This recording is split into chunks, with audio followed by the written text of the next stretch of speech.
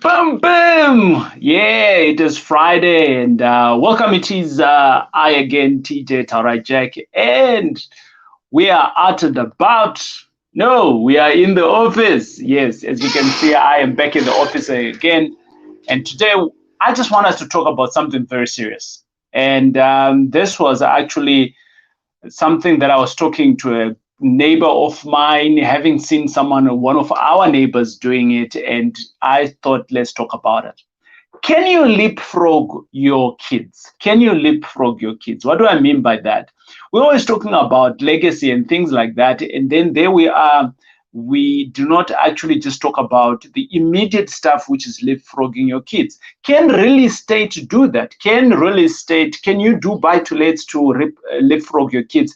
Is that possible? My answer is yes, and I'm going to be sharing with you guys a story that has just happened in my neighborhood. So, greetings to you. If you have never been here before, my name is Taurai Jack, and on here, M5 Property Addicts, we talk about anything and everything around property. Now, let me give you a story. For some of you, you know where I stay. I stay in a very beautiful estate, and I was privileged to have bought this property a while ago. I've been staying in this estate now for around about 10 going 11, actually 11 going 12. It doesn't matter. I've been here for 10 years now. I ain't going nowhere, right? So having stayed within this estate of mine, and I just want to give you guys some form of, price range of these properties within the properties where I stay in. And this is not to brag, but I want you to kind of like get into the grips of what I'm talking about. So I stay in this estate, and it's got small little complexes in it. Some of you who are close to me, you've come to my house, you've seen it, and the price ranges sit anything between 1.5 on the bottom one to around about 3.5 on the upper end. So it's an estate, and there is mixed properties of from 2 beds, 1 bath to all the way to 4 beds, 3 baths, and I'm on the side where it's 4 beds, 3 baths. Okay. Now, here's the thing. There is this one boy that I know. I'm not gonna mention names here. Let's just call him Tabo for today, right? Tabo is a good name. And Tabo, when we moved in here, roundabout then, Tabo, I think, was probably around about 11, 12, somewhere there, if not a little bit younger. So this boy has grown up in front of my eyes, okay? And long behold, about a year and a half ago, I started seeing Tabo driving a brand new car. So I just figured, the parents have bought him a car, and boom, I was dead right.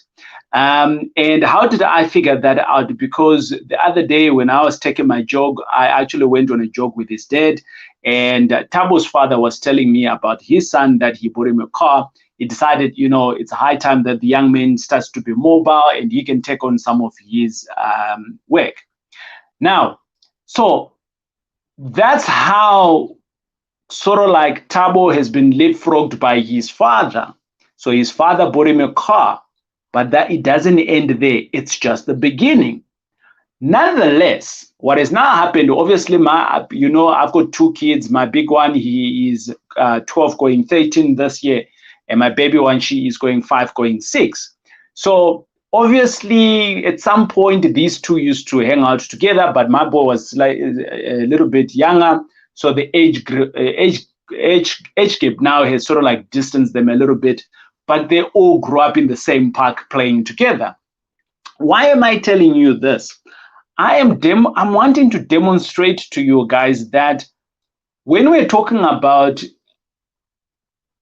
legacy, when we're talking about leapfrogging, when we're talking about the next generation, this is not far away when we're talking about that. It's kids that we already have in our household. And I want to share with you guys. So the first thing that Tabo and his dad, what they have done, he's been given a leapfrog. A lot of you guys, you potentially buy, maybe you never had an opportunity where your father actually bought you a car. So you never. So I didn't have that. And I had to go in and buy my own car. And it was a raggedy car. And, I progressed to life to where I am today. I didn't get that opportunity. But stay with me. I want to give you something else that I have now seen recently that has now happened. So Thabo and his father, I've always known them to stay at number 20. Of late, I see Thabo coming out of number 18, which is literally next door. I do factually know that the house's number 18 was being rented out for the long time. I didn't know who is the owner of this property, but each time we go in for body corporate meetings like that, Thabo's dad, sometimes you wouldn't come, sometimes you'd come. But there was a company name, when you get a body corporate report, it always shows who owns the property, right? And all of those things. If you don't know, read it, right? You know who is your neighbors and things like that. So having said that, I knew that the property was owned with a company, and sometimes I never really paid full attention on who's taking the vote of that house. I didn't, right? It was just outside my space. So recently, I see Thabo now coming out of that house. So he's around about 2021, and I see that he's actually staying in that house. So I asked Thabo the other day, "Are you now staying in number 18?" And Thabo says to me, "Yes, Uncle Jack.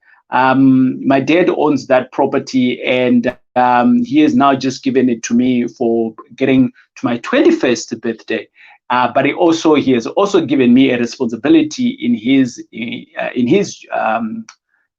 business, and that responsibility comes with the car and the house as a benefit." Boom, boom. You can say whatever you want. That is leapfrog of not. Thabo has no bond to pay at the moment. His father has leapfrogged him for him, but the father didn't buy the property. The father bought the property but never paid for it. He bought the house next door to him, put in a tenant for the last 20 years or whatever. I don't know the detail or the intricacies of the house, but the reality is that let's assume he bought it 20 years ago, because I found them here. And with that, they put in a tenant. So from day number one, there was a tenant in there. And now Thabo is 20 years old. So guess what happens now? Obviously, people talk. So I'm at the park now. I'm hanging out at the park with the kids and so on. And if a neighbor of mine, another neighbor now, this is not Thabo's dad, but another neighbor of mine, and he doesn't know that I'm also close to Thabo here. And he says to me, "Have you seen that Thabo has moved into that house? Did they buy it?" I said, "I don't know." And he says to me, "You know what? White people, they are very clever." And I said, "Why do you say that?" And he says, "I think that guy has bought the house next door for his son." And I said, "Yeah, I think you're right." Thabo the other day said to me that he is working for his dad. So actually, Thabo is not his real name. He could be a Ben, he could be a Susan. It doesn't matter what the name is. But I wanted to drill in here the name Thabo, because Thabo can be anyone, right? Can be color, can be Indian, can be white. It doesn't matter. And here is my conversation that I had with my other neighbor. My other neighbor said to me, "White people are clever." It made me think for a minute. And I said to him, "Why do you say that white people are clever?" Yes, these that we are talking about right now are white, but me and you, we stay in the same complex here. What has stopped you from also buying your next door house at the moment? At some point, 2 of the units in our streets, they were on sale. Why didn't you buy? You've got 2 kids, so why haven't you bought 1 child? And he says, "Oh, TJ, I didn't think about it." And I say, "Guess what? Me and you at this moment, we have just planted the seed amongst each other." And I'm not going to mention what race it is, because for me it's irrelevant, right? But we can easily tap onto this is what white people do. This is what, the Indians do because they are clever like that. But in real life, I want to come back to reality and say, this thing about financial intelligence, it's got nothing to do with race. Okay? I just want to say that out clear today. This thing about learning how to manage your finances, it's got nothing to do with race. It's got nothing to do with the neighbors. It's got nothing to do with your background. It's got nothing. And I'm going to tell you why it's got nothing to do with that. Right now, Thabo has been leapfrogged with his father. He has a house now. Sometimes, so he's got a sister. The sister she's 14. So I see sometimes she's in by him. I see sometimes she's at the parents. But the bottom line is, here's the thing. The father, Thabo's father, has bought the house next door 20 years ago, whenever it was bought. Whether there's still a bond or no bond now, it doesn't matter. The second thing is that he's bought his son a car.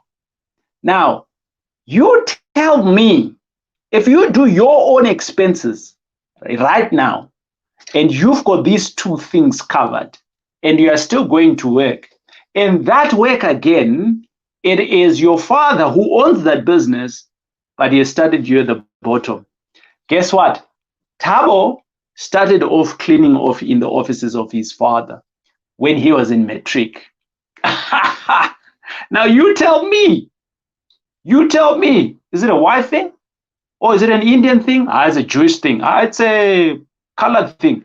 It's fine. We can, like, there is no race there. Let me tell you where the tire hits the road. It's about you and me today, knowing that we've got a journey that we want to journey on. It's about understanding that we lack in particular information in financial literacy, right? Because this is what we're talking about here. It's got nothing to do with race. It's got nothing to do with where we come from. It's got something to do with the knowledge that we have. Seeking the right knowledge. Those that are wiser in life seek the right information. Seek the right teachers. That's why I'm always looking out for teachers, because I'm looking for the right information. That's the same thing that Thabo's father did. Whilst your father was probably, I don't know, puzzering somewhere, he was seeking the right information at the beer hall, Thabo's father was seeking information elsewhere. Can we change that?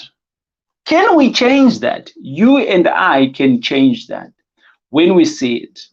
So for instance, I was actually intrigued because it's something that I didn't think about, but it's something that I've spoken to about my wife to say, hey, you know what?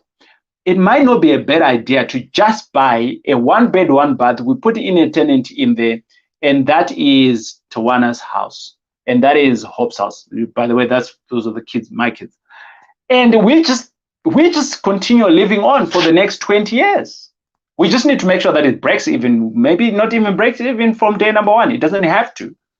But for the rest of our lives, coming in 20 years' time, by the time the kids are going to grow, no doubt, the kids are going to grow. They will get to 20 years old.